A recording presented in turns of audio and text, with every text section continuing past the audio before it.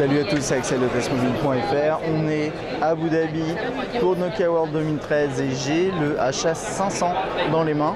Donc celui qui est tout en bas, on va dire, des derniers produits HA qui ont été dévoilés. Donc le 500, le 502 et le 503. Alors pour celui-ci, on a un écran un petit peu plus petit. On avait du 3 pouces sur le 502 et le 503.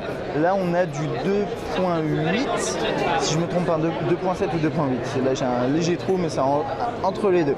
Donc, c'est un tout petit peu plus petit. Il est également un peu plus épais. Il a un appareil photo 2 mégapixels, pas de flash LED. Il est 2G. Et il y a des versions, si j'arrive à accéder, il y a une version dual SIM. Donc là j'ai une version dual SIM à 69$. Il y a également une version single SIM. J'ai pas le prix de la version single SIM, a priori elle devrait être moins chère que la dual SIM.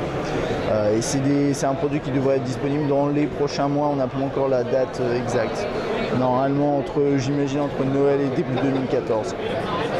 Logique voudrait que ce soit disponible avant Noël, mais je crois pas forcément que ce soit le cas. Enfin bref. On va passer rapidement sur le design. Alors, on a un design qui est très proche de ce qu'on a sur le 502 et le 503. Vous voyez avec cette couleur là derrière et les zones transparentes qui permettent voilà, d'avoir un effet très sympa. Sur celui-ci, il est quand même un tout petit peu plus carré. Voilà. C'est-à-dire que les angles sont vraiment bien carrés, même ici. Ça se voit peut-être mal à la caméra parce que c'est transparent. Mais quand vous le prenez en main, il est légèrement moins agréable à manipuler parce qu'il est vraiment plus... c'est plus dur, quoi. Les angles sont bien carrés, bien droits, ce genre de choses. Et il est, je le disais aussi, il est également un poil plus épais que les deux autres. On a le jack et le micro USB. On-off, verrouillé, déverrouillé et le touche de volume. Là on a l'arrière avec l'appareil photo. Alors sur la vidéo du 503, je crois que je me suis trompé, j'ai dit que ça c'était le bouton pour accéder à la batterie, etc. Non, c'est pas un bouton, en fait c'est le haut-parleur. Pour y accéder, il faut juste tirer un peu sur les coins et vous pouvez aussi changer la coque là-dessus. Hein. Bon, c'est à peu près tout, il y a le micro en bas bien entendu. Alors dans l'interface, donc comme pour les deux autres, les grosses particularités, ça va être plus la possibilité de lancer.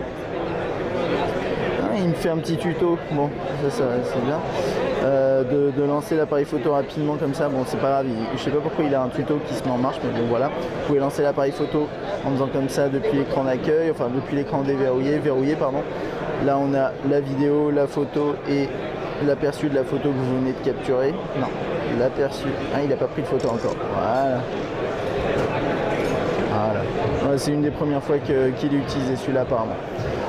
Donc voilà, on a aussi une nouvelle version de Fastlane, donc avec les prochains rendez-vous, ce que vous avez fait aujourd'hui, ce que vous avez fait hier. Donc là il n'y a rien puisque l'appareil est encore, j'ai envie de dire, vierge. Du reste, bon c'est ce genre d'interface, quoi. C'est une interface qui est propre. Le tactile fonctionne bien sûr c'est moins fluide que ce qu'on a l'habitude de voir sous Windows Phone, etc. Ou Android, iOS, mais non, ça fonctionne bien pour un terminal qui est vraiment pas très cher. On a WhatsApp maintenant pour la plateforme achat, vous le voyez ici, ça c'est sympa. Je sais pas, le calendrier. Moi j'aime bien l'interface et j'aime bien les coins arrondis, ça me fait penser à ce qu'on avait sur le N9. Ça c'est sympa, c'est esthétiquement réussi.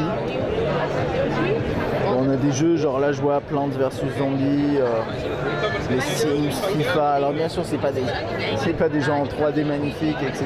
Mais voilà, c'est un terminal d'entrée de gamme qui est aussi un smartphone quand même parce qu'on peut aller sur le web, etc. Celui-ci c'est plutôt du 2G, enfin c'est un terminal juste 2G, donc ce sera un petit peu limité.